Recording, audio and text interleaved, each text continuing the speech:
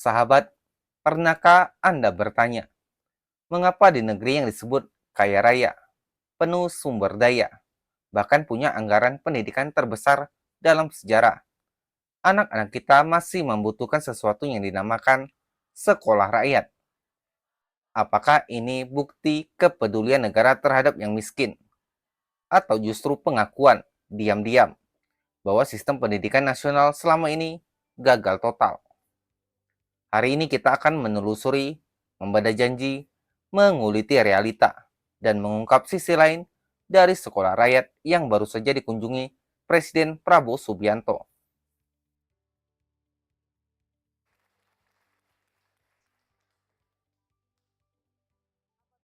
Tanggal 11 September 2025, Presiden Prabowo Subianto datang ke Sekolah Rakyat Menengah Atas, SRMA Margaguna, Jakarta Selatan. Kehadirannya disambut meriah, yel-yel siswa, tarian Betawi, hingga suasana penuh semangat yang menggambarkan kegembiraan. Dari luar, ini adalah momen yang sangat indah. Seorang kepala negara turun langsung menyapa rakyat kecil. Tapi sahabat, mari kita lihat lebih tajam. Apakah ini murni kepedulian atau panggung politik yang disiapkan secara rapi? Dalam kesempatan itu, Presiden menyampaikan keterangan lengkap. Salah satu sekolah rakyat hari ini sudah 100 yang beroperasi. Saya dapat laporan akhir September, 2 minggu lagi, 3 minggu lagi akan jadi 165 sekolah rakyat. Insya Allah Oktober saya diminta meresmikan. Jadi saya tadi melihat, saya kira cukup prestasi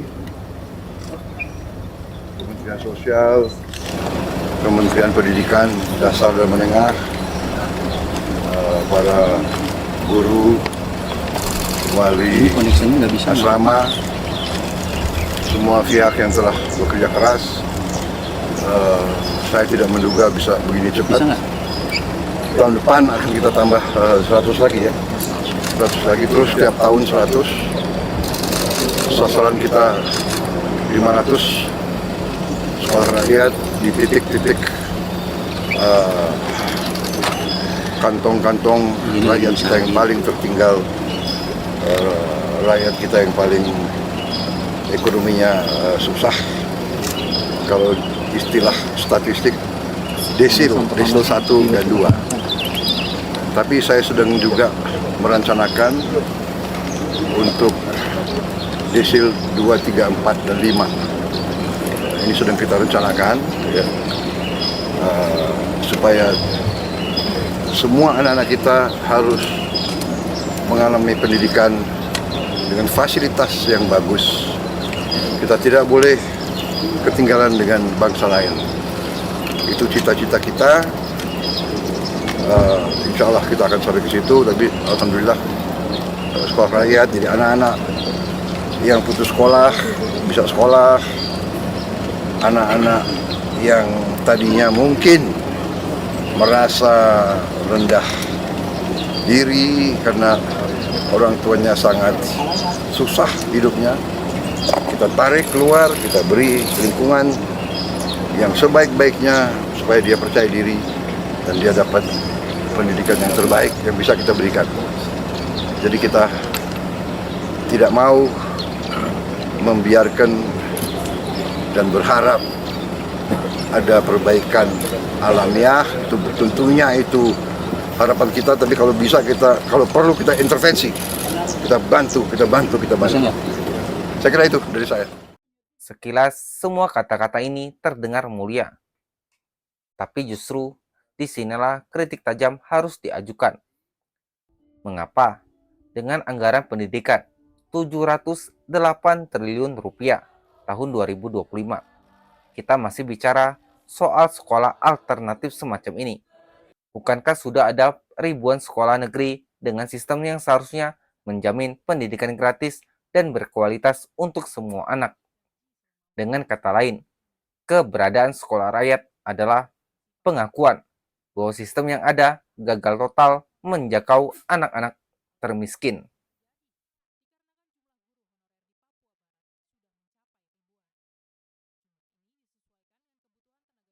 Mari kita bedah klaim pemerintah.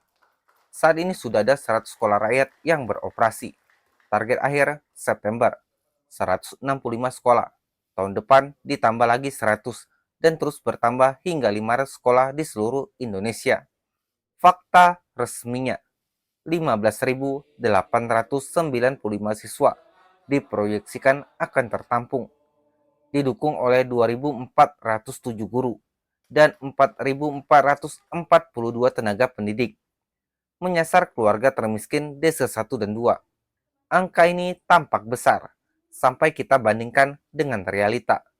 Menurut BPS 2024, ada lebih dari 4,3 juta anak Indonesia yang putus sekolah. Maka kapasitas 15.000 siswa hanyalah setetes air di tengah samudera masalah pendidikan. Lebih ironis lagi, survei UNICEF 2023 mencatat hampir 1 dari 4 anak di Indonesia berisiko tidak menyelesaikan pendidikan menengah. Sementara, sekolah rakyat hanya mampu menampung segelintir. Pertanyaannya, mengapa pemerintah tidak memperkuat sekolah negeri yang sudah ada? Kenapa tidak memperbaiki ribuan sekolah yang rusak yang atapnya bocor? Mengapa solusinya justru membangun institusi baru yang menelan biaya besar dan rawan jadi proyek politik?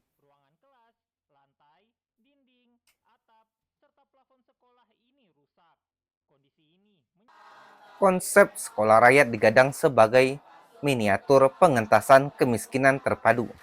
Artinya bukan hanya sekolah, tetapi juga ada program makan bergizi gratis, cek kesehatan gratis, jaminan kesehatan, koperasi desa merah putih, hingga program pembangunan 3 juta rumah rakyat.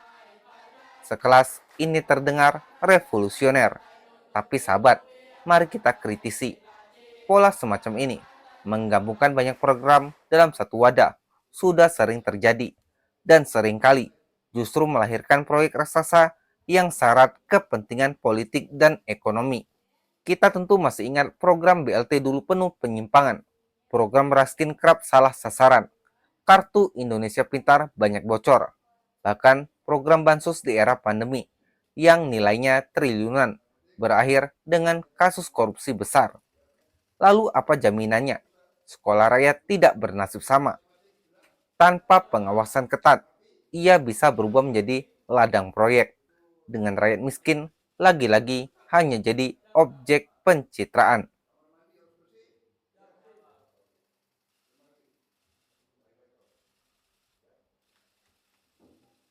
Janji presiden terdengar optimistis. Anak-anak harus punya fasilitas bagus. Indonesia tidak boleh tertinggal dari bangsa lain. Tapi mari kita sandingkan dengan realita di lapangan. Di pelosok Papua, ribuan anak masih belajar di Gubuk Reot. Di Nusa Tenggara, anak-anak harus berjalan kaki berjam-jam untuk ke sekolah. Di Jawa dan Sumatera, masih banyak sekolah dengan atap bocor dan lantai tanah. Sementara itu, guru honorer masih dibayar di bawah UMR. Bahkan ada yang hanya menerima Rp300.000 per bulan. Padahal mereka adalah ujung tombak pendidikan. Ironis, dengan anggaran Rp708 triliun pada tahun 2025, masalah-masalah dasar ini belum terselesaikan. Alih-alih memperbaiki sistem, pemerintah malah membangun sekolah baru sebagai solusi darurat. Pertanyaan besarnya, apakah ini strategi jangka panjang atau sekedar cara cepat untuk meraih simpati rakyat menjelang pemilu 2029? Sahabat, sekolah rakyat bisa saja membawa harapan baru, tetapi kita tidak boleh menutup mata. Ia juga bisa menjadi bukti telanjang bahwa negara gagal menghadirkan pendidikan yang merata. Apakah program ini benar-benar untuk masa depan anak bangsa, atau sekedar panggung politik demi citra penguasa? Apa pendapat Anda? Tulis di kolom komentar. Jangan lupa like, share, dan subscribe agar kita bisa terus mengawal kemana sebenarnya arah pendidikan negeri ini mau dibawa. Sampai jumpa di video berikutnya. Stay waras di dunia yang semakin gila.